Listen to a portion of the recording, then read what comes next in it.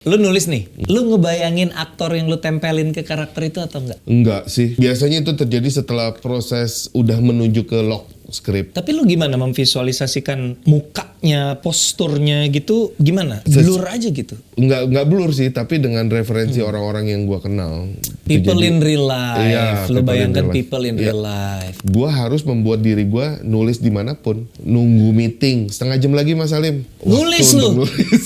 Gila. Di challenge untuk bikin skrip yang minim dialog. Tapi bukan karena bisu, jadi minim dialog. Bukan karena Gua tuh iya juga- ngerti lah. Kalau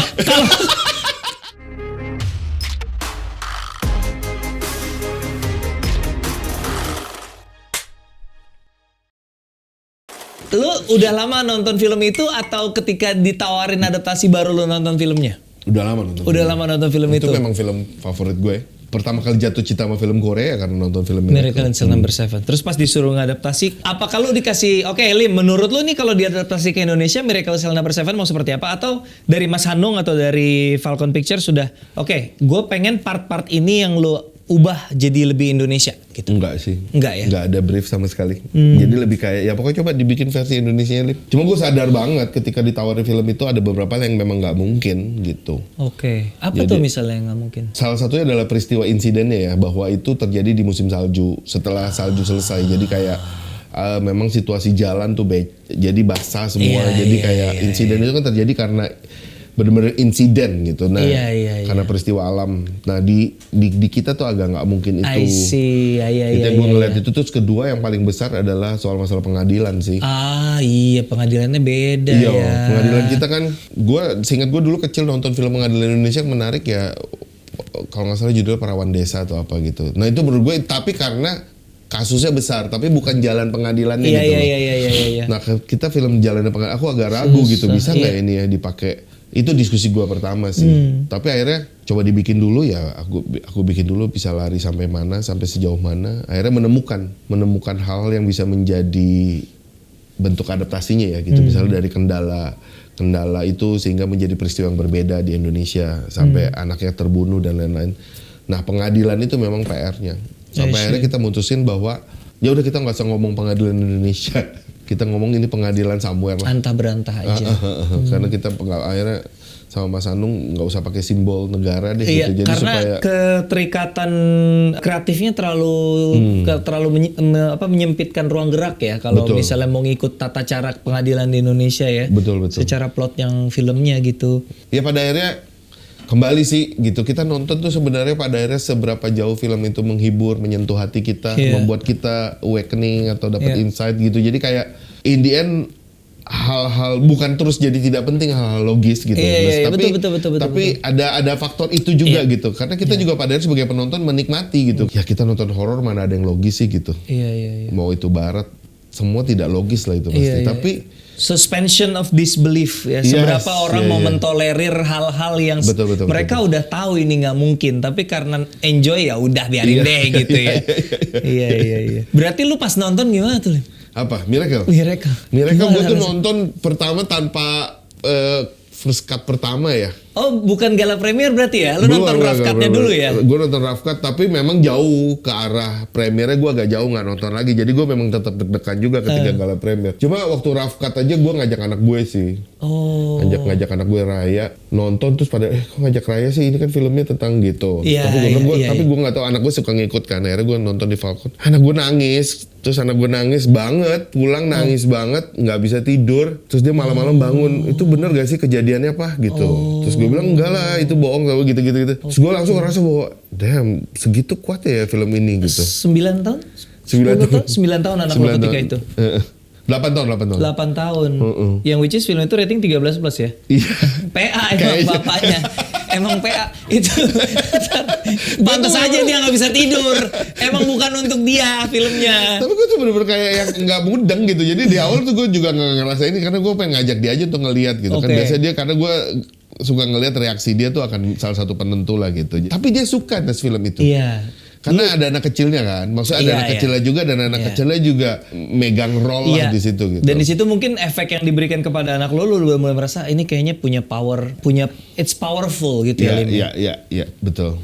Nah, pas gala premier tuh, lo kan udah dengan jam terbang lo ada dong di kepala ini berapa juta nih kira-kira? Jujur berapa tebakan lo pas nonton di Gue premier? selalu salah tau. Ketika itu berapa? Ketika itu pas lo di kepala lo berapa ya Gue penontonnya? paling Gitu? sejutaan. Sejutaan ya? Sejutaan paling. Nggak nyangka sampai 5 Nggak. juta gitu ya? Bukan sampai 5 juta. Itu sih kayak wow udah. Tapi itu spektakuler loh karena ya untuk sebuah film non horor bisa box office sebesar itu di era 2-3 tahun terakhir kan memang sulit sekali gitu Iya, bisa iya, iya. 5 juta gila gitu.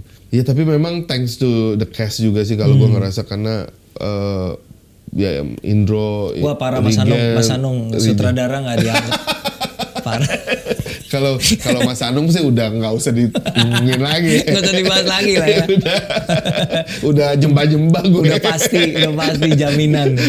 Jadi ya mereka mampu menghidup. Ya menurut gue unsur komedinya luar biasa sih dan banyak improvisasi dari mereka menurut gue itu jalan gitu. Iya. Jadi cara tektokannya mereka yang gue gila segitu hidupnya ya gitu. Oke.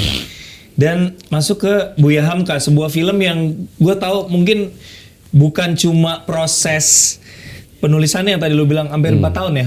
Proses syutingnya pun panjang sekali itu ya. Sampai harus menempuh segala macam tantangan, mencari lokasi negara yang tepat sampai kru gue sebagian ada yang nggak bisa syuting karena nyangkut di situ. Gue tahu banget gue. Gue inget banget prosesnya itu udah 2019 syutingnya karena ada beberapa kru yang biasa ikut sama gue. Wah nggak bisa nih soalnya Buya Hamka prosesnya kayak belum akan extend. Ada kita mau cari negara lagi bla bla bla untuk syuting. Jadi film itu memang sebuah proses panjang yang sangat melelahkan ya Lim ya. Tapi gue nggak tahu lu karena lu director sih ya pasti akan jauh lebih melelahkan lagi kan. Iya sih. Tapi lu 4 tahun juga capek lah. Lu harus skrip lu tuh harus di-approve oleh banyak keluarganya pasti harus approve. MUI juga harus approve. Cuma kan itu tidak terjadi dalam periode waktu yang dekat. Jadi kayak misalnya gue nulis taruhlah Februari draft 4 gitu misalnya store. Oh udah oke, revisi dikit masuk draft 5. Terus tiba-tiba masuk draft 6-nya lagi bisa 6 bulan lagi karena tiba-tiba yang baru dikabarin ini nih ada masukan dari ini gitu. Kayaknya ininya mesti diinin Lim gitu. Itu jadi kayak sebenarnya panjang juga karena ada jeda itu gitu. Tapi buat gue yang capek adalah ya gue udah nggak ini tiba-tiba diingetin kayak sih. Kayak gue juga udah lupa detail sih mana ya gitu. Gitu. Dan itu berlangsung selama 7 tahun. 7 tahun? 7 tahun ya sebenarnya karena ngitungnya dari pertama kali mulai nulis sampai tayang. Sampai tayang. 7 tahun. Berarti tayang 2023 mulai penggarapan 2016. Iya, kayaknya iya. Gue nggak lupa loh. Iya benar 2016, 17, 18, 19 iya 2016 berarti panjang. Gue sebenarnya nulis cuma 2 sequel, cuma 2 part. Tapi akhirnya di editing jadi 3 part. Jadi sebenarnya yang teman-teman lihat di bioskop itu sebenarnya Act 1 sama separuh Act 2-nya part 2. Oke, karena memang urutannya juga di shuffle ya, jadi nggak kronologis ya. Iya, jadi yang utuh tuh sebenarnya part 1 yang nanti akan jadi part 3. Jadi yang nanti dilihat part 2 adalah sebenarnya setengahnya dari part 2 yang Gak usah dipikirin, nonton aja udah. Gak usah dipikirin. Tapi gue mau tanya, lu kapok gak bikin film, nulis skrip tentang tokoh sebesar Buya Hamka gitu, dengan segala birokrasi dan approval yang harus lu lewati gitu, dengan segala rambu yang harus lo taati, kapok gak? Gue gak kapok sih, karena yang gue kapok adalah kalau tokohnya itu pada akhirnya nggak dapet lampu hijau untuk kemudian berproses, ngerti gak sih? Oke, kalau gitu, di sini masih lumayan. Iya, gitu. Kalau ini kan memang menuju ke penyempurnaan gitu, sehingga banyak direvisi dan gue nggak ada problem gitu. Tapi kalau tiba-tiba gini, nggak bisa ditayangin deh, nggak usah diproduksi soalnya tokohnya ternyata ada yang nggak setuju gitu. Wah, itu tuh kayak gitu-gitu menurut gue yang agak kapok gitu kalau bikin tokoh yang biasanya terkaitan dengan politik dan lain-lain lah gitu. Seringkali gitu tuh, jadi kayak proofnya tuh di luar logika gitu proofnya. Bukan soal masalah konten gitu, tapi proofnya masalah positioningnya beliau dan segala macam gitu, kayak gitu-gitu. Tokoh-tokoh politik lah ya. Iya, walaupun ya karena mau pemilu biasanya job kayak gitu banyak sih. Dan lu ambil juga. Selama jelas. Jangan tiba-tiba mau bikin film tapi saya nggak mau digituin. Capek ya. Iya, capek. Sebelum kita masuk ke proses menulis, dari repertoar lo, dari koleksi lo, pilih satu yang lo paling sayang banget, cinta sama bukan hasil filmnya, hasil skripnya. Apa itu? Waduh. Satu dari gocap nih. Iya lah, susah ya. Kalau gue pilih Kutemu Jandamu aneh. Ya nggak aneh sih. Enggak ya? Cuman gue belum nonton aja, jadi gue nggak relate sama obrolannya. Kutemu Jandamu 2008 ya. Enggak. Bukan. Mungkin Perfect Strangers buat gue yang. Perfect Strangers yang di Iya. Prime ya. Kenapa Lim Perfect Strangers? Gue ngerasa itu sulit gitu film itu untuk ya. diadaptasinya. Kemudian Iya, back and forth-nya. back and forth, Iya. terus kemudian gue ngerasa tektokannya intens. Ya agak mendekati itu juga seperti Kembang Api sih, karena Iya, Kembang Api ya. tektokannya Gue tuh. belum nonton tuh Kembang Api, udah ada di streaming kalau nggak salah. Iya sekarang. ada di streaming. Jadi gue happy begitu gue ngerasa tokoh-tokoh karakternya itu ketika muncul dalam bentuk tulisan dialog, tapi gue ngerasa itu intens dan kemudian kayak mewakili banyak layer I see. permasalahan. Ya menurut gue dua itu gue pilih karena gue ngerasa intensitas interaksi karakternya itu tinggi. Dan gitu. tingkat kesulitan teknisnya juga sebagai penulis Iya. lumayan ya, Iya, maksudnya iya. untuk cerita teman-teman bisa nonton Perfect Strangers di Prime. Kembang Api tuh kalau nggak Di salah Netflix. gue liat di Netflix, bener ya? Netflix. Iya, gue liat di Netflix tapi gue belum nonton. Oke, Lim, lu kalau nulis tipe yang harus kayak lu harus menyendiri dan lu butuh waktu sendiri untuk fokus gitu, atau lu tuh tipe yang ya di mana aja gue buka laptop gue kerja gitu? Iya kayaknya yang terakhir. Yang kedua ya? Iya, gue harus karena gue kerja juga kan di Eki Dance Company. Iya. Dan ya gue punya kesibukan di luar itu yang ya sebagai tanggung jawab gue sebagai karyawan di sana adalah kita memproduksi pertunjukan kan Nes gitu. Jadi kayak ya lu punya kesibukan ketika lu menentukan timeline lu mau bikin film kan sepanjang waktu itu lu nggak akan bisa diganggu dan lain-lain gitu. Jadi ya begitu kita menentukan sebuah pertunjukan show musikal misalnya kayak Kendedes gitu. Jadi gue kayak sepanjang waktu itu sebenarnya ya harus nulis juga, Multitasking harus ya? juga ini juga. Jadi Oke. gue harus membuat diri gue nulis dimanapun. I see. Jadi macet itu adalah peluang untuk nulis. Wah, gokil. Nunggu meeting setengah jam lagi Mas Salim. Nulis Waktu lu? untuk nulis. Gila. Jadi buat Anda yang ketika mau nulis, saya butuh mood, saya butuh healing, pret. Gak akan sempet Nas. Gila. Karena gue pernah nyoba gitu, gue mencoba ideal. Iya. Mencoba ideal kayaknya kalau nulis tuh harus butuh. Yang ada males gue tidur terus harian. Enggak, ini salah satu nasihat awal ketika gue belajar nulis dari Raditya Dika, in fact. Dia bilang jangan meromantisasi proses menulis. Oh, iya. Nulis aja gitu. Nulis tuh nggak harus lu tenang. Ruangan ini ada wangi-wangi aromaterapi gitu, jangan diromantisasi. Nulis aja gitu. Dan akhirnya gue memaksakan diri ketika itu, gue inget banget ya akhirnya berkat tips dari Radit itu gue inget banget pengalaman yang salah satu yang paling ekstrim ya. Gue syuting Stip dan Pensil. Stip dan Pensil itu syutingnya 2016. Ketika gue lagi nulis Cek Toko Sebelah. Salah satu set gue itu di perkampungan pemulung. Bau sampah Lim. Di tenda talent. Nulis gue. Buka laptop nulis bau sampah dah. Saking udah jangan diromantisasi, nulis aja itu kayak emang lebih kepada mindset ya. Betul. Kalau lu memikirkan bahwa nulis tuh harus dikondisikan, jadinya kayak tapi lagi nggak mood gitu ya. Karena kalau begitu kita jadi juga terlalu picky gitu. Iya. Terhadap apa yang mau kita tulis. Jadi kayak Iya, kalau lu coba cari suasana terus jadi kayak gue mau gini jangan nanti gini. Jadi kayak terlalu panjang proses overthinking gitu loh. Mendingan lo cek. Tapi gue selalu ada hal lain juga sih. Adalah selalu sisakan satu scene yang lo mau tulis. Jadi jangan ditulis sekarang. Gimana? Ini baru nih. Jadi lu punya. Jadi yang bikin susah adalah ketika lu mau mulai nulis apa. Oke. Jadi sebaiknya lu sisakan satu scene yang lu mau tulis. Jadi jangan lu selesaikan. Jadi lu tahu nih abis ini kesini, jangan lu tulis, lu tutup dulu laptopnya, ntar lu gitu. Tipsnya. Menarik sekali. Jadi sih, lu akan mulai dengan yang tadi gue pikirin. Oke. Jadi akan mancing lagi untuk berikutnya. Tahan gitu. Jadi kayak ada satu scene yang lu keep. Atau satu adegan atau satu sequence yang lu keep. Gitu, 9 tahun saya jadi penulis skenario, baru ini dapat tips menarik. Kalau udah punya ide sini jangan ditulis, diemin aja. Jadi lu ketika mulai lagi, lu tahu mau nulis apa. Karena the hardest part is to begin. Betul, gitu. Itu yang gue, oh iya berarti adegan kita udah. Jadi kita juga excited untuk melanjutkannya. Lu pernah nggak? Keep Facebook lagi. Apaan kemarin? Pernah nggak? Enggak sih. Enggak ya, inget ya. Enggak inget karena. Ingat ya. Nggak tahu tuh ya, inget gue. Gue kayak mungkin. Iya. Kalau orang ingat rumus fisika matematika, gue inget itu sih. At one given time berapa maksimal script yang lo juggle? Dalam satu periode lo membatasi diri untuk 1, 2, lebih atau lo? Pokoknya kalau draft 1 gue nggak bisa juggle. Oh, kalau ngerevisi masih bisa multitasking ya. Kalau lagi bikin draft 1, lu nggak bisa. Ntar lu tinggal ini, lu lanjut ke skrip yang lain. Oke. Nggak mungkin itu. Nggak tahu gue nggak mungkin orang lain bisa, tapi gue nggak bisa tuh kayaknya. Artinya ya lebih baik gue tinggalin yang itu, start yang ini sampai draft 1 selesai. Karena kalau nggak bisa. Dari lu punya sinopsis nih, Lip, sampai jadi draft 1, berapa lama kurang lebih dengan kesibukan lo yang campur di Eki Dance juga, kurang lebih berapa lama? Ini sinopsis sudah ada nih, bikin draft gitu.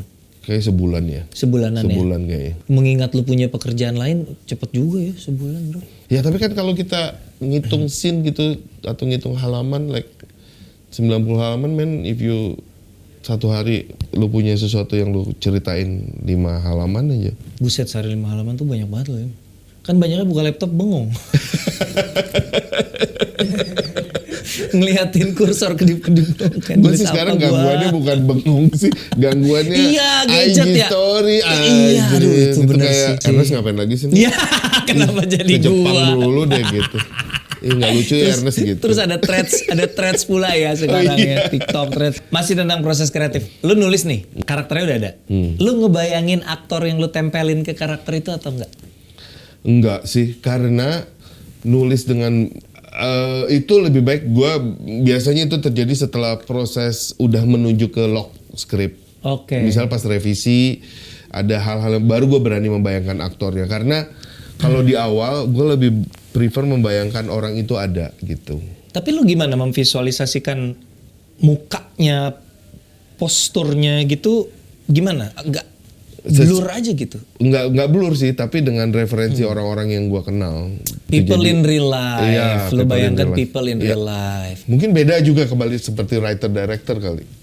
Mungkin itu harus ada kali kalau writer-director. Kalau writer kayaknya gue nggak tahu. Kalau gue sih rasanya gue nggak kebayang Thor gitu. Gue pernah baca salah satu buku, gue lupa which one ya Lim, tapi dibilang bahwa penulis skenario memang tidak seharusnya membayangkan aktor. Memang sebaiknya tidak gitu, karena ya memang nggak ada urusannya lu sama siapa cast-nya nanti gitu. Jadi mendingan lu jangan attach yourself ke aktor itu. Dan itu yang pertama. Yang kedua, takutnya film aktor tersebut yang pernah lu tonton menginfluence karakter dia di karakter yang lagi lu tulis gitu. Misalnya Nicholas jadi Rangga gitu kan. Rangga dan sosoknya yang begitu ikonik gitu. Terus gue nulis orang, gue bayangin Niko yang main. Nanti ada Rangga-rangganya yang masuk gitu. Secara teori ya. Pasti, kayaknya gue akan begitu. Nah, secara teori begitu. Tapi gue tuh terbantu loh dengan membayangkan. Karena lu tahu range aktor, karena lu director sob. Mungkin ya. Karena lu tahu range kemampuannya gitu loh. Lu paham bahwa gitu ya? Reza tuh berapa range skill actingnya, dan lu bisa membayangkan dia melakukan hal-hal ini kali. Kalau gue kan nggak tahu.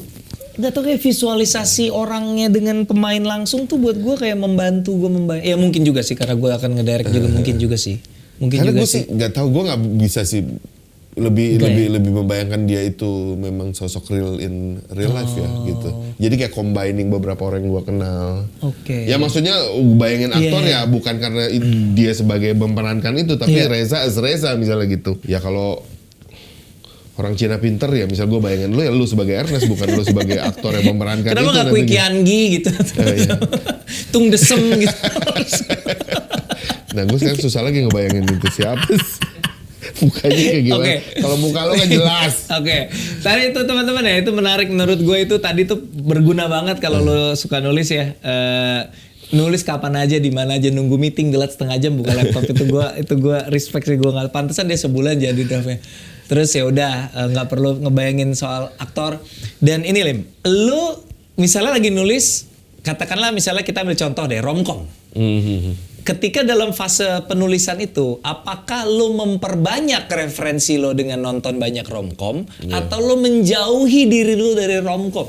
Kenapa harus jauh ya? Takut kepengaruh tanpa sadar? Enggak sih gue. Enggak ya? Enggak. Menurut gue kita tuh sebenarnya kecuali kita niat mau ngopi, nggak akan ngopi ya? Kalau kita nggak ada niat ngopi, kita niatnya adalah mencari inspirasi kita. Kalau buat gue didekatkan nggak masalah, karena gue yakin ada originalitas yang lahir dari pemikiran kita kok. Kecuali ngopi gitu. Tapi kadang miripnya tipis jadi insecure gak sih? Gue inget banget pengalaman gue ya Lim ya. Gue nulis imperfect. Gue nonton Devil Wears Prada.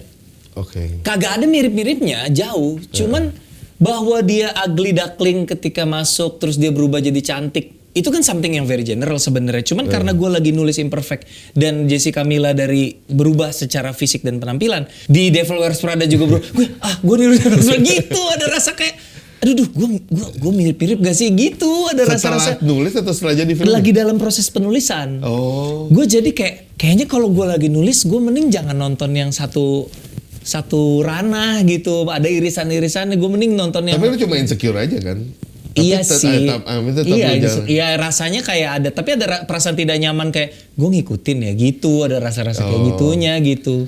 Iya sih, ya pasti perasaan insecure sih pasti muncul juga ya. Maksud kalau gue sih entah dalam bentuk apapun perasaan, tapi gue ngerasa insecure itu kadang bikin gue jadi lebih kritis sih terhadap yang ditulis gitu. Misalnya kayak adaptasi nih Nas, adaptasi remake. Adaptasi remake maksudnya gimana? So actually it's a remake from the other movies kan kayak Perfect Strangers maupun itu gitu Miracle kan gitu ya. Kan pasti orang kan ada yang itu kan Alim cuma mindahin translate bahasa aja misalnya gitu kan. Itu kan cruel ya gitu, tapi ya itu bisa jadi itu insecure gue adalah gue mempertanyakan lagi mana yang membuat itu menjadi lebih Indonesia gitu, bukan dari sekedar bahasa tapi perilaku, tapi cara dia berinteraksi gitu. Jadi ada banyak elemen yang menurut gue membuat itu menjadi tidak sama dengan source-nya gitu. Iya. Tapi lu tuh segala genre berarti udah ya, Lim? Action mungkin belum ya? Thriller udah, drama udah, romance, horror, action belum? Action separuh thriller yang lagi dikerjain Mas Rako sih. Oh, oke. Di Falcon, tapi di challenge untuk bikin skrip yang minim dialog. Tapi bukan karena bisu, jadi minim dialog. Bukan karena gue tuh iya ngerti lah. Kalau minim dialog tapi visinya begini semua itu tetap full dialog juga. Iya. Karena tetap ditulis ya. Bukan karena dia bisu. Ngomong apa ya. Tapi ini benar-benar kayak harus minim dialog gitu. Sementara gue kecenderungannya memang juga agak bawel orangnya kalau nulis skrip. Itu penyakit gue. Jadi begitu itu wah gue ke-challenge banget. Challenge baru lagi gitu. Jadi minim dialog nih. Wah itu kayak I love it. Ngomong-ngomong soal challenge, kita mau challenge Alim Studio, kita mau ambil ball of question, kita mau kasih beberapa. Silakan pilih berdasarkan warna partai favorit. Partai favorit? Gue gitu nih. Body language gue jelas banget. Berubah ya? Suka banget hijau. Untung yang hijau banyak. Hubungan seperti apa membuat lo patah hati? Palsu. Hubungan yang palsu? Iya. Maksudnya hubungan yang palsu itu gimana?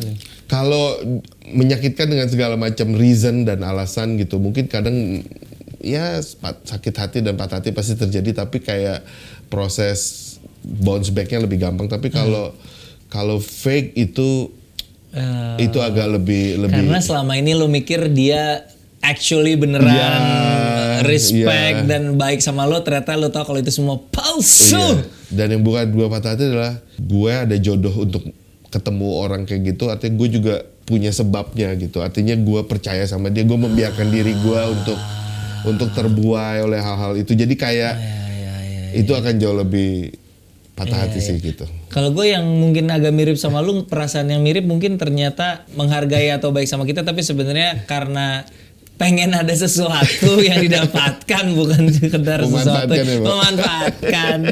Kadang-kadang terjadi di kota-kota besar. Ayo ambil lagi. Tapi lu harus bersyukur bahwa ada orang masih mau memanfaatkan lu. Berarti gue berguna ya. That's true. Apa kebiasaan buruk yang berhasil lo perbaiki? Apa kebiasaan buruk yang berhasil lo perbaiki? Gue apa ya? Gue mungkin baperan ya. Baperan berarti udah bisa lo redam? Iya. Ini kan kebiasaan yang sudah bisa gue sadari bahwa itu baper. Oke. Kalau dulu gue nggak sadar bahwa itu baperan namanya.